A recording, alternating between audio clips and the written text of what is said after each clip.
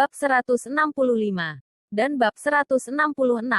Johan, kemarilah. Subscribe dulu bosku. Jangan pelit dong. By Uji Sades. Bagi Tama, memberi 2 pil obat kepada Linda dianggap biasa saja.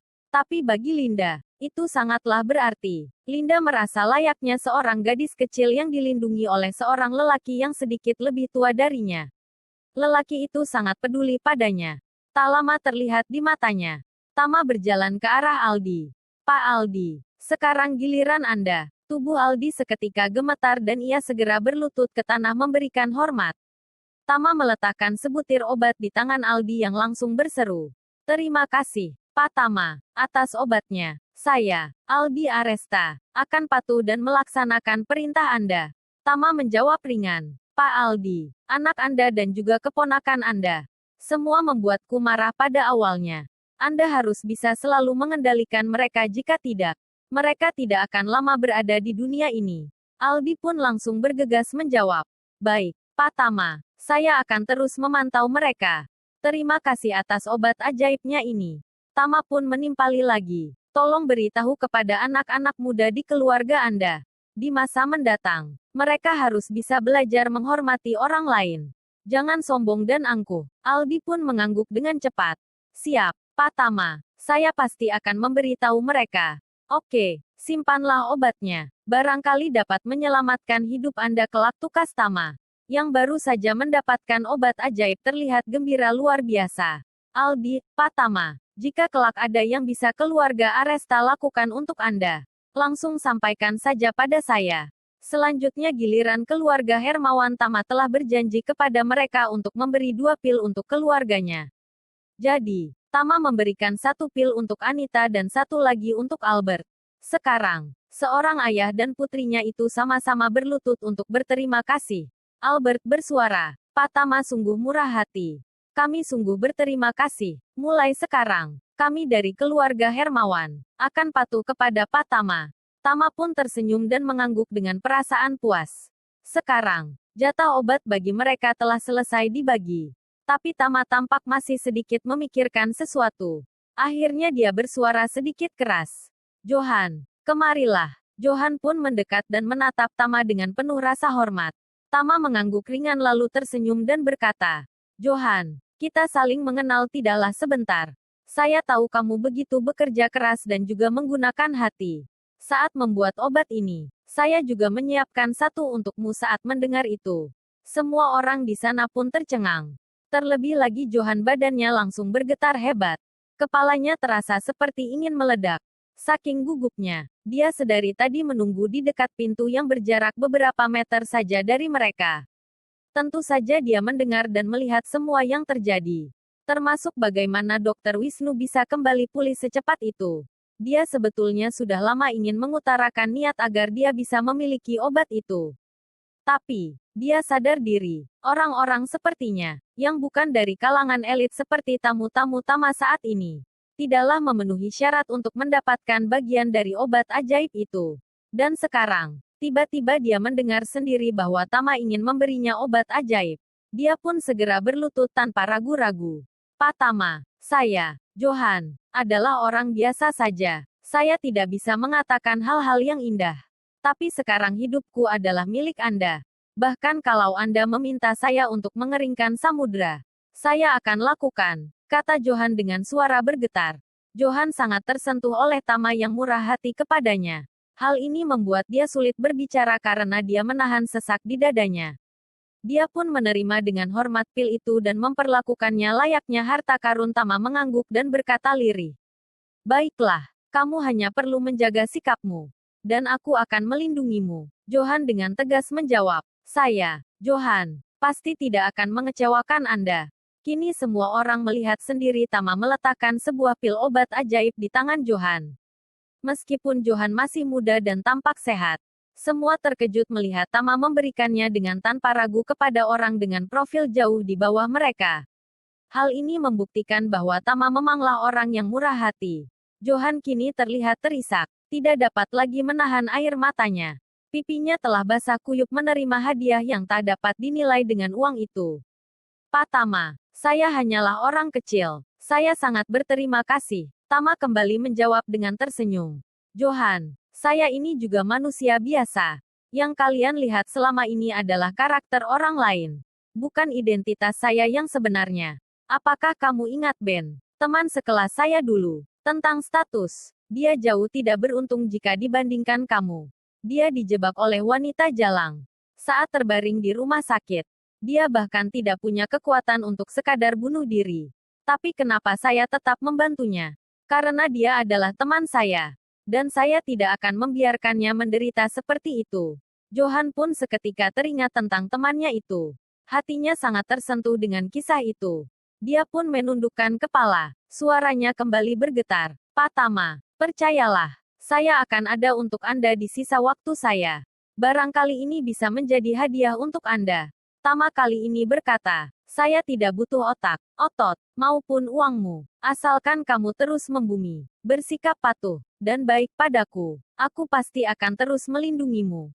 Tama tidak meminta apapun padanya. Selain sikap yang baik, untuk kekayaan, dia mungkin ratusan kali lebih kaya daripada Johan. Sedangkan dari sisi kekuatan fisik, jelas, Tama sudah cukup untuk melindungi dirinya sendiri. Kekuatannya jauh di atas siapapun.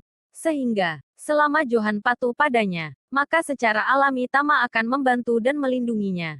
Dan apa yang dikatakan Tama tadi, membuat semua orang di sana terpana. Semakin kagum pada kepribadian Tama. Kalimat yang dikatakan Tama itu sebenarnya tidak hanya ditujukan kepada Johan saja.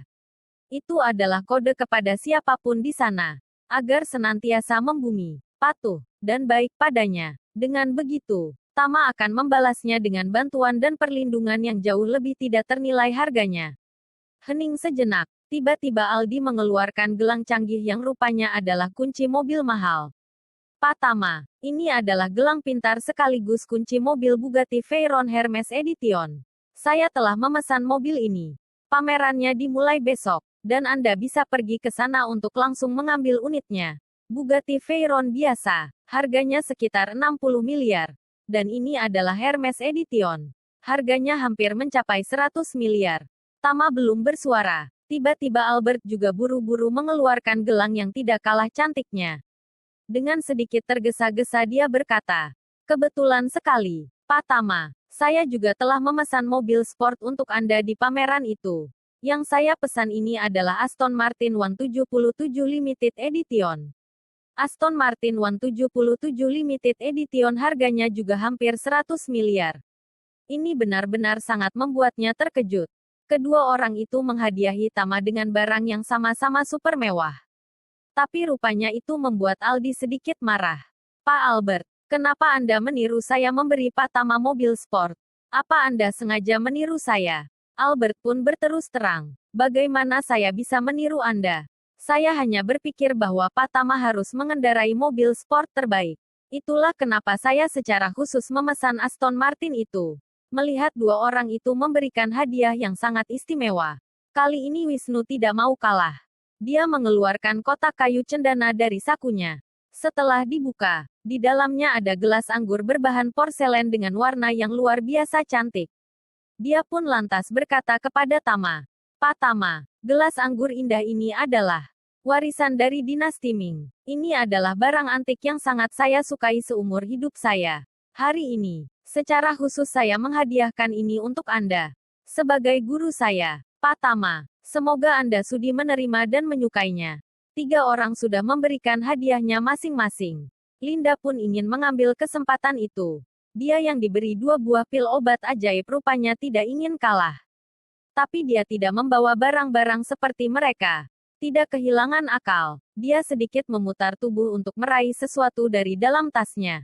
Dia mengeluarkan selembar cek. Dia sejenak menulis angka tertentu lalu berkata pada Tama, Pak Tama, cek ini bernilai 200 miliar. Hadiah dari keluarga kami. Mohon diterima. Tama benar-benar tidak menduga bahwa malam ini dia akan menerima begitu banyak hadiah langka dan fantastis. Ada 2 mobil sport senilai masing-masing 100 miliar. Selembar cek senilai 2 mobil sport itu. Dan juga gelas anggur kuno yang justru sulit dinilai dengan uang. Kalaupun ada yang menaksir, mungkin angkanya di atas 100 miliar. Tapi bagi Tama, itu semua tidak penting. Mobil sport sangatlah mencolok. Orang dengan mudah bisa mengenalinya karena dua mobil itu jenis mobil yang langka di Jakarta. Dia tidak suka publikasi dan disorot orang-orang. Kemudian gelas antik itu. Tama juga tidak menyukainya karena baginya, gelas itu menjadi simbol dari air. Dan terlalu banyak air tidak bagus untuknya. Terakhir adalah uang. Tama sama sekali tidak membutuhkan itu. Tapi melihat orang-orang itu begitu gigih memaksa Tama untuk menerimanya, Tama pun sulit untuk menolak. Baiklah, saya menerima hadiah-hadiah ini. Kalian sungguh baik pada saya. Terima kasih. Kini Tama telah menaklukkan raja-raja di kota Jakarta. Mereka akan tunduk di bawah komandonya. Sedangkan mereka semua tampak antusias setelah Tama menerima hadiahnya masing-masing. Tama pun dengan ringan memasukkan selembar cek ke dalam sakunya. Diikuti dengan dua kunci mobil berbentuk gelang. Dan juga cangkir kuno itu. Oke, semuanya. Mari kita mulai makan, kata Tama dengan senyum lembar dan disambut riuh para tamu-tamunya. Melihat semua mulai makan, Johan berkata lirih pada Tama. Pak Tama, saya kembali menunggu di sana. Tama pun mengangguk dan tidak menahannya. Dengan orang-orang top itu, Johan benar-benar tidak merasa pantas untuk duduk dan makan bersama mereka. Dia hanya merasa sebagai anak jalanan di hadapan para bos besar itu. Setelah selesai makan, Tama menolak ajakan Linda untuk semobil dengannya. Tama memilih jalan kaki sendiri. Linda pun tidak sanggup untuk memaksa. Dan akhirnya berpamitan lalu pergi dengan mengendarai mobil Bentley Limited Edition-nya itu. Linda mengemudi dengan satu tangan. Dengan salah satu tangan yang lain menggenggam obat ajaib. Di dalam hati, dia berpikir apakah akan memberikan keduanya untuk kakek. Atau menyimpan satu untuk dirinya sendiri. Kalau semua diberikan untuk kakek, dia khawatir bahwa obat ini justru sebetulnya diberikan satu untuknya. Maka dia akan menyesal seumur hidupnya. Tapi kalau menyimpannya sendiri, apakah tidak akan bermasalah kalau kakek kelak mengetahui akan hal itu? Setelah berpikir sejenak, dia akhirnya memasukkan satu pil obat ajaib ini ke dalam kotak khusus yang ada di dalam mobil. Jika kelak dia membutuhkannya, maka dia akan gunakan obat itu. Tapi jika ternyata kakek lebih membutuhkannya, maka dia bisa mengambilnya untuk kakek. Di rumah keluarga Suteja, sang kakek tengah berbaring di sofa menunggu kabar baik dari Linda. Kini Tama telah 2 kali memberikan obat ajaib untuk kakeknya. Yang pertama dulu, obatnya Tama berhasil menyelamatkannya. Tapi si kakek masih merasa lemas. Meski rasa sakitnya jauh lebih berkurang, si kakek belum bisa berdiri dan berjalan sendiri. Masih butuh kruk atau bantuan orang lain untuk melakukannya. Dia menyesal atas keteledorannya semasa muda dulu sehingga kini dia sakit-sakitan di masa tua. Oleh karena itu, sang kakek pun sangat berharap banyak pada obat ajaibnya Tama. Berharap sakitnya bisa benar-benar hilang. Dan dia bisa segar kembali. Setelah mengetahui Linda datang, kakek pun seketika berjuang untuk bisa duduk. Meski tubuhnya gemetaran, dia pun bertanya, Linda, bagaimana? Apa Pak Tama jadi memberikan obat? Linda mengangguk berulang kali dengan wajah sumringah. Kakek, ini obat ajaibnya. Segera diminum ya. Kek, kata Linda sambil menyerahkan sebutir pil itu dengan 2 tangannya. Iya. Kakek pun sangat senang menerima pil itu. Dia kemudian bertanya, apakah Wisnu juga mendapatkannya? Iya. Kek, Dokter Wisnu malah sudah minum pilnya langsung. Hanya setengah butir. Tiba-tiba penyakitnya langsung hilang. Luar biasa, jawab Linda dengan sangat antusias. Mendengar itu, kakek pun menjadi semakin bersemangat. Menakjubkan, cepat sekali efeknya. Kakek pun berkata kepada pelayan yang berdiri di dekatnya.